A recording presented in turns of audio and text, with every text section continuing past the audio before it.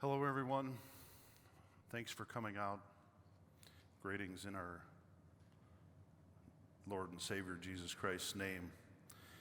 My name is Irvin Yoder Jr., named after my dad.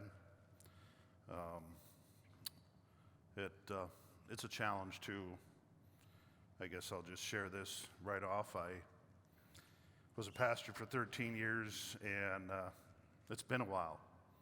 So to get up here and to speak in front of a group, it's a challenge, but I promised God that there was an accident that I had, and the doctor looked at me and he said, I don't know why you're here, son, for what happened, but you have a broken nose, and I've never seen anybody live that had a broken nose like that, so God's not done with you. So at that point, I made a promise to God that I would do whatever He asked me.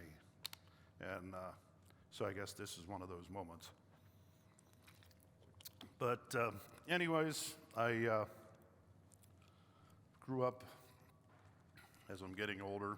Yeah, it takes glasses and hearing aids and all that good stuff. But I grew up Amish on a farm.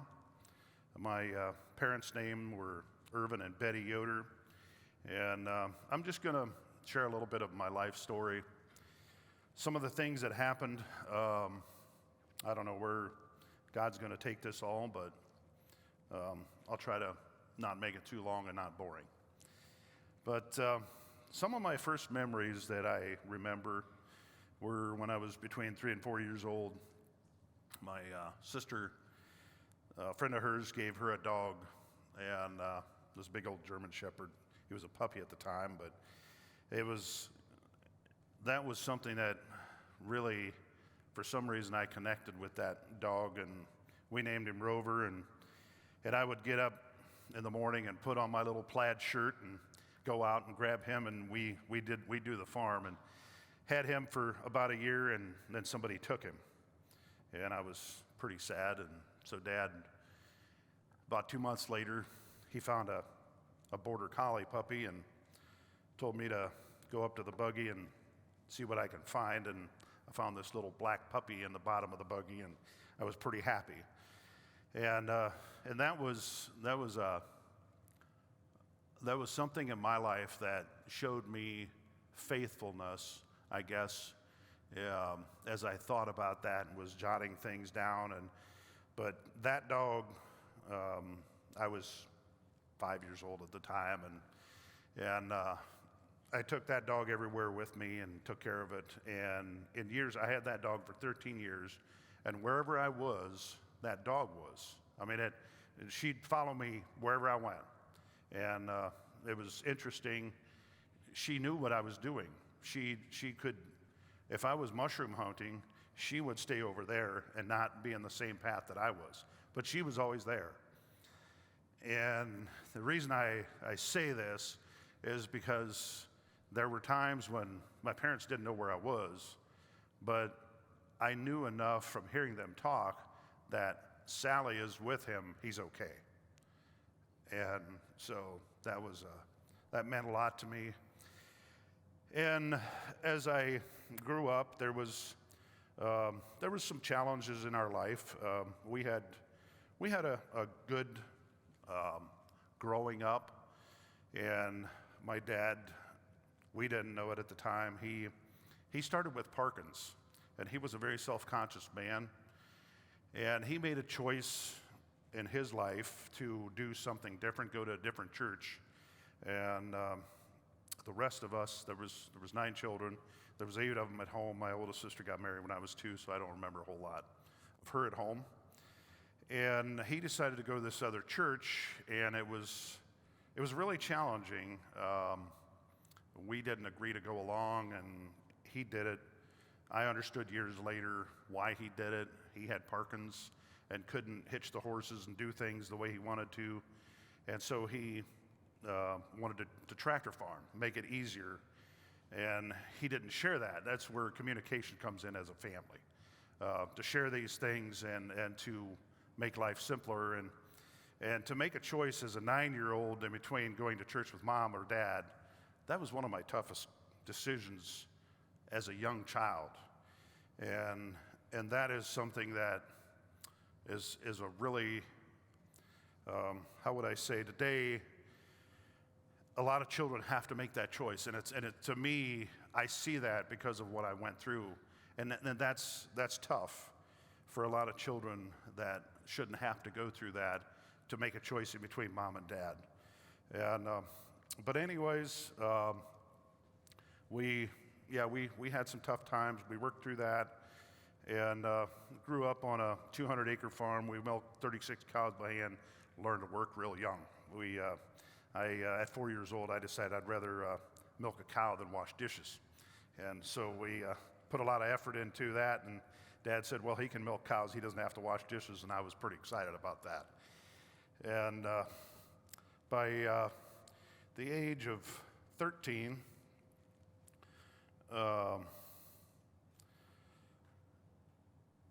it was just it was a challenge to the church. I decided to go with Dad to the church that he was going, and there was a lot of mocking, and that's something I still struggle with today. When I see children mocking each other, challenging each other, I struggle with that because I know what that child feels like, being mocked and made fun of in church, and it got to the point where I really didn't want to go to church.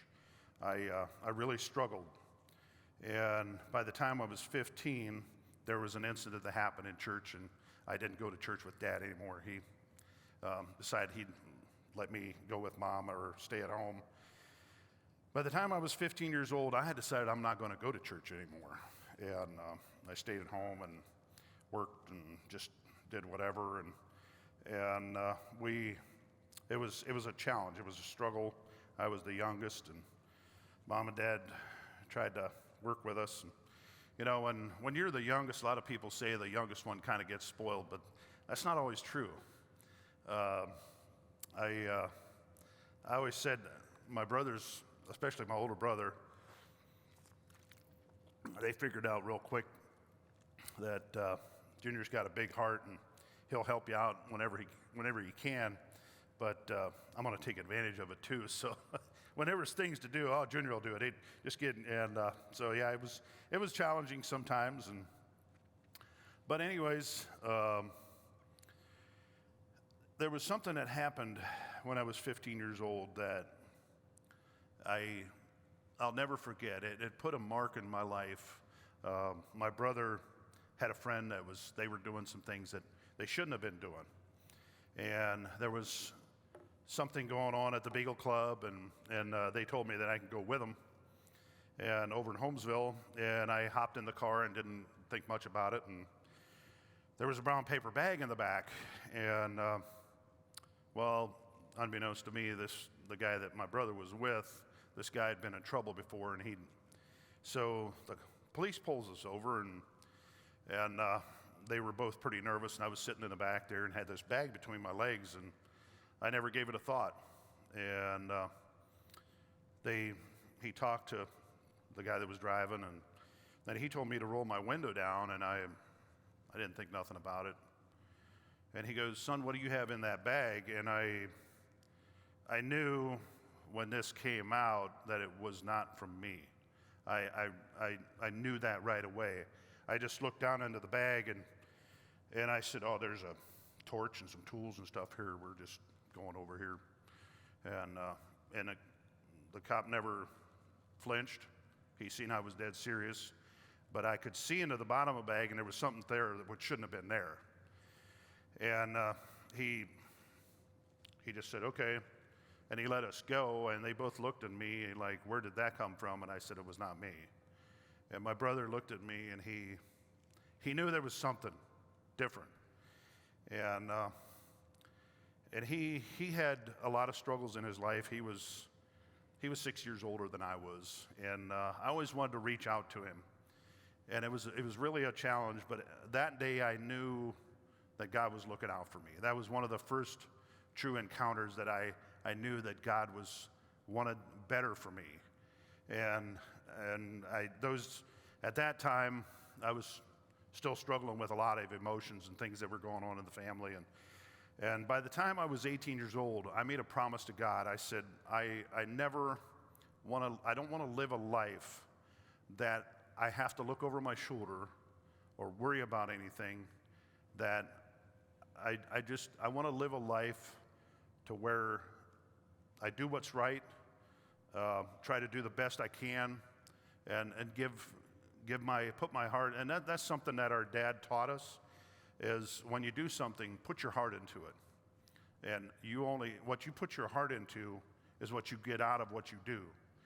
And so I decided then and there when I was 18 years old, I want to live a life that I don't have to look over my shoulder and be concerned that, am I going to jail, or, don't live a life like that. It's not worth it. And so that was kind of a turning point in my life, and I realized that, I hadn't gone to church for a while. I need to go to church, and I had that desire, and I started dating, and that was something else that was really a challenge. Started dating, and dated a few different girls, and I started dating this one girl that I really liked, and she liked me, but her dad didn't. And so one time he took me out behind the barn, and he explained to me that, I don't know what you're thinking, but you're going to be like your dad, and you won't marry my daughter. And I was pretty devastated. That really, and I said, well, you know what, that's okay. So I kind of made the decision. My brother, even though things were the way they were, he was always there for me. He always, when there was something like that happen, he encouraged me, and so he got me into driving truck, and I went through the program and did really good, and so I decided, well, that's okay. I'll just be a bachelor and I'll drive truck. That's okay. Well, there was friends of mine that were concerned, and they thought I should be more sociable, and finally I did. I started being more sociable. Going back a little bit, actually, when I was 17 years old, we sold the farm, which was that was a tough time. You give things up, and it's challenging, and you live in the outskirts of Fredericksburg, Ohio, and you don't see much traffic, and then you move right into downtown Berlin. Well, that was tough. I struggled with that. I struggled with sleeping, and so when Mom and Dad, we moved up there in April, and then in October, Dad said, well, we don't have to milk cows anymore, and we're free. Why don't we go to Florida? I said, well, anything to get out of here. So we did. We went to Florida for the winter, and we were going to stay down there till about April. And my mom got sick, and she wasn't feeling well, so we came home the third week. I think it was third week in February, and didn't think much about it. And Monday mornings, I remember about 1 o'clock, she hollered my room, and I knew right away there was something wrong. We took her to the hospital, and she ended up being in the hospital for a good month, and it was really a hard time for me, because now my dad had Parkinson's for 5 years already, and really, when somebody has Parkinson's, that's a huge challenge. I always feel bad for people that deal with that, for the simple reason they get dementia, they really struggle, and there was times when I remember ever once as a teenager having a really sincere conversation with my dad. I was 18 years old, and he had a really good day, and I, to this day, he passed away 11 years ago, and I love my dad, and he was gone a lot, and it was a challenge, but it was still, there was enough of a connection there, and he taught me enough, and it was challenging to watch him deteriorate And there was days when he wouldn't even recognize you. But if you had a conversation, there was a lot of people with Parkinson's, if you have a conversation with them, they shake so bad that he couldn't even hold a glass of water or anything. It was really challenging. So I still cherish that day when we had that conversation. And so mom's in the hospital and dad's trying to deal with it. And I'm trying to take care of both of them there. The rest of my siblings had gotten married. And about a month later, mom passed away from a blood clot to her heart. And that was a huge blow to my life, because I was 18 years old. I had a lot of questions. I was a lost little boy at that time, because my questions were all directed at mom. She was my only, she was my mentor. She helped me with all my questions, and now all of a sudden she's gone. And so I was kind of devastated, and I ended up, my dad with Parkinson's, and I liked to play ball, and he didn't care for that, and so I ended up moving out, and I lived on my own until I did get married. And I finally got married at 27, and thought that this is what I wanted. And we had 4 children, and I became a pastor at 33, and I felt like I had a purpose in life. I put my heart into it, and I enjoyed it, and sharing the gospel with people. There's a lot of hungry people out there, and it was really challenging. I noticed that my wife was not supportive. It was hard. And then I had worked for a guy for about 7.5 years, and he decided to sell out to another guy, and there was a bunch of my customers that I had did work for wanted me to start my own, and I found another guy that was interested in doing it, and so we went into contract supply store together in 2006, and unbeknownst to me, 2008, the housing bubble busted, and that was devastating. I literally lost everything. When I say I lost everything, I literally lost everything. We were really struggling to try to make ends meet, and had a house payment and a family of 6, and all of a sudden I'm working at Creston at the butcher shop for $10 an hour, and that doesn't pay the bills. It was tough, and my wife decided that she's gonna find somebody that has money. So she left, took the children with her, and that was a hard time for me. Really, I was stuck with an $80,000 debt, no home, no family, nothing. And the most important thing at that time in my life was my brother. A lot of people, it's really something, and that's something that I want to encourage people. When somebody's going through a hard time, it's not what you say. I mean, believe me, it's not what you say, but it's what you do. My brother, I really don't remember a whole lot what he said, but he stopped in and checked on me because he knew I was struggling. I'd gone through a devastating time, and he stopped in and checked on me every week. Just, he had a family too, but he stopped in, and we'd share meals. Sometimes I think, well, maybe he'll stop in, and we'd share meals, and he helped me through that time. And so I got through that. About a year and a half later, there was a lot of things that happened, and it was really tough. She decided to come back, and I was excited. That was, I wanted to accept it. It didn't matter to me. Everything that happened, whatever it was, it didn't matter. I wanted to accept it if she chose that. And we had gone through some counseling, but we chose to go to a place down in Carolina. And we went down there for a week, and we came back, and it was better than ever. I mean, we communicated, and we just, I thought, this is it. And it was going pretty good. She moved back. About a month and a half later, I had the most devastating thing that happened in my life that ever happened.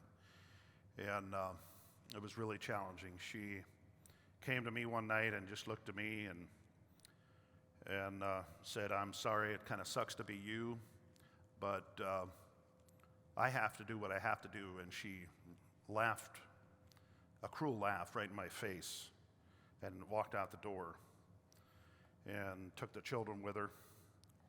And I tried to absorb it, tried to stay composed and just figure out what I'm going to do next. And finally the next day, I remember the next day, the second night, I cried out to God. I didn't know what else to do. I cried out to God, and I just knelt down and I just prayed a lot of different prayers.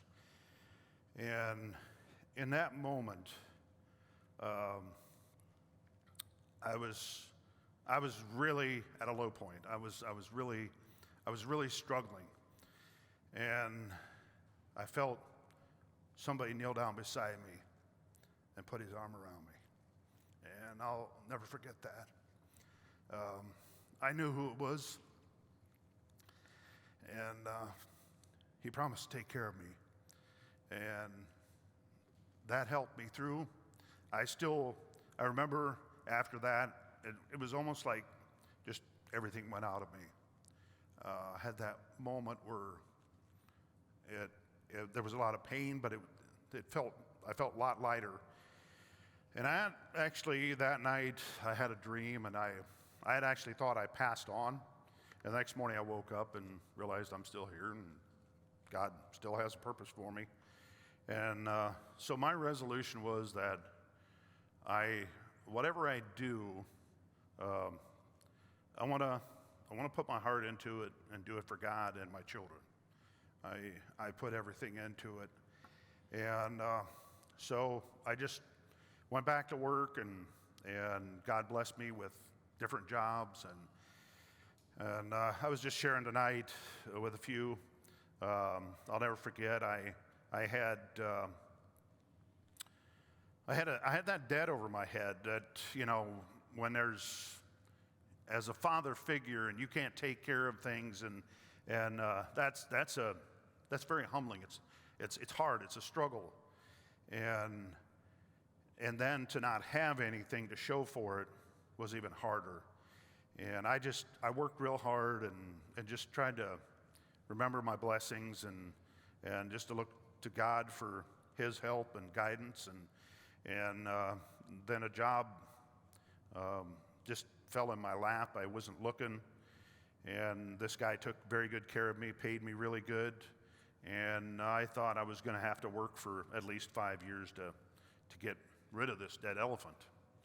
And in 2.5 years, I paid for it, and I remember I took that that's a day I'll never forget. It was a joyous day. I mean, when I got baptized, that was the most joyous day I ever had. I knew in my heart that things are going to change and things are going to happen.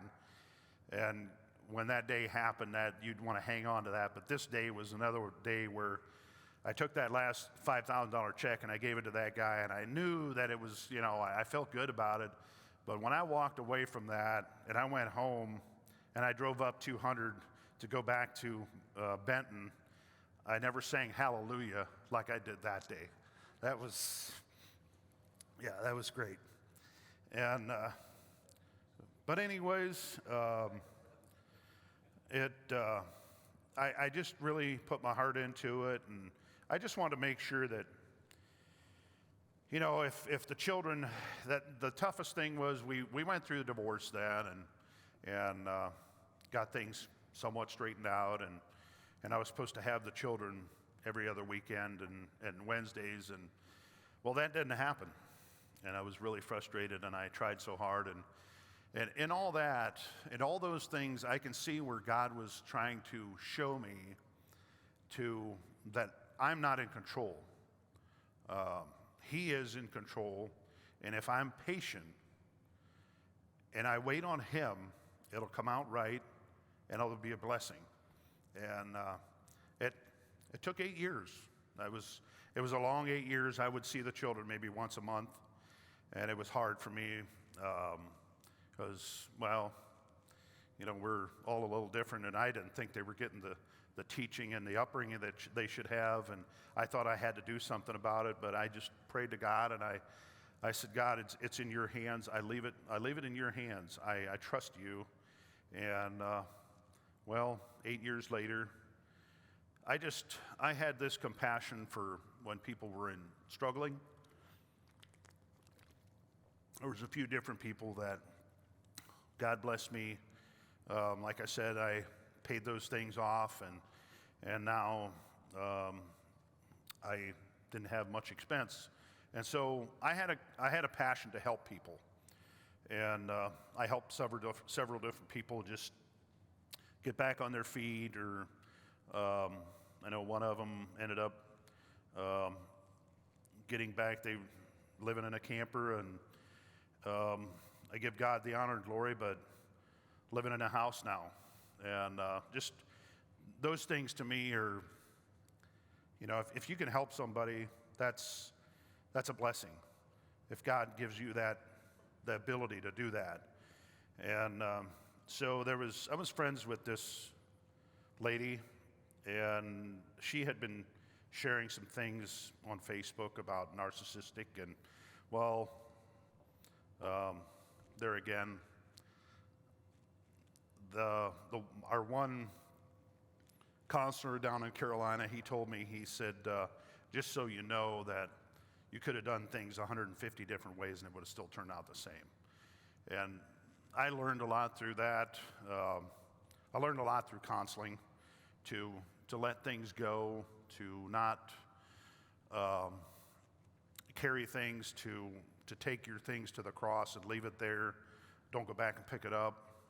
There's a lot in life that we are kind of naive to unless we have somebody to kind of help us walk through it. And those were things that I learned through counseling. And so I did the best that I could, and I could relate to this, what she was saying, and so I tried to encourage her. And then she reached out and wanted to, we knew each other from a church that we went before, and knew each other somewhat. And so she knew that I had been a pastor, and so she was starting to ask some questions, and she had really been doubting, and people were there was people that tried to convince her that she needs pills and all kinds of stuff, and I tried to encourage her, and I actually helped her find a place to live. She had been, it had been a hard time, and she still had 2 children and was trying to survive, and so I just helped her and found her a place to live and moved some furniture in for her and did some stuff, and wasn't expecting anything, and I didn't really give it a thought, and I had been praying about it that, somehow I'll have a relationship with my children that I had. And so one day, my youngest son, Joey, he calls me and he says, Dad, I'm going to come live with you. And he had said that a year before, and I thought, that would be great. And I didn't think too much about it, and I'll never forget, I was in Wisconsin, and this was on a Tuesday, and I came home and was there at the warehouse on a Thursday morning. He calls me at 10 o'clock, and he said, Dad, I'm going to come live with you. And I said, okay. Did you say something to your mom? And he goes, yep, she's okay. I said, okay. And I looked at my boss, and he goes, what's up? And I said, well, my son wants to come live. And he goes, go get him. So I said, okay. So I left work and went and got him and brought him home to my house, and it's another whole story how that all went. But yeah, the way he had lived and the things he went through. That was a challenge for me to accept. But there again, things that happen, I've learned just words of wisdom, I guess. If somebody does something, says something about you, or does something towards you to try to hurt you, it's really not between you and them.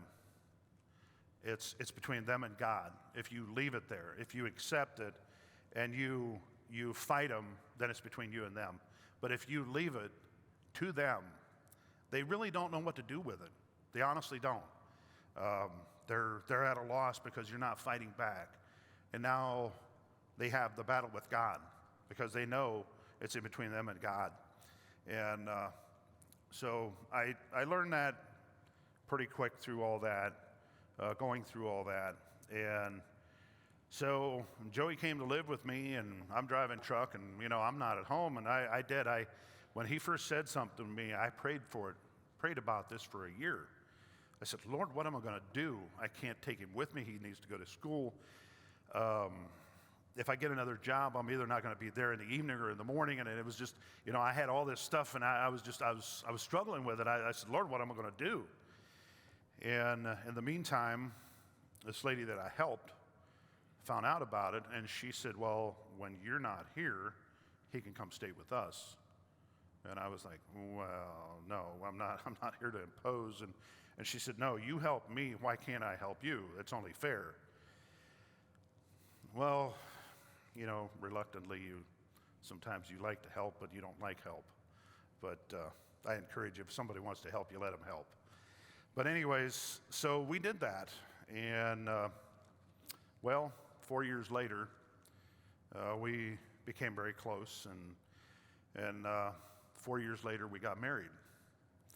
And so here we are today, new challenges. We kind of stepped out of our comfort zone. We're doing very well with me driving truck. And yeah, I was gone a lot, and we were pretty comfortable financially and everything, but we decided we're going to start a food trailer, a food service. And it was a good year, but it's challenging. And God has blessed us in many ways, but my biggest thing is I have this somewhere here. My mom, I noticed this when I was 9 years old. There was a plaque above her sewing machine. We had a huge porch, had 23 windows in it, and we had a big 9-bedroom farmhouse that Dad built. And there was this plaque above Mom's sewing machine, and the quote on top says, "Don't quit." And when they passed away and we had auction, I made sure that I knew where this plaque was, because this plaque stood out to me my whole life. This is my motto. When your luck is down and your world goes wrong, when life is all uphill and the road is long, keep your spirits high, for through thick and thin, you must carry on if you are to win. Never mind if things hold you back a bit, you'll come out on top, but you mustn't quit. That's been a motto of mine pretty much all my life. Don't be a quitter. And I guess I don't even, I want to wrap it up here. There's a scripture here that I wrote down, and I'm not bumping you. I'm joining you. Psalms 51:7. This is one of my favorites. Purge me with a hyssop, and I shall be clean. Wash me, and I shall be whiter than snow.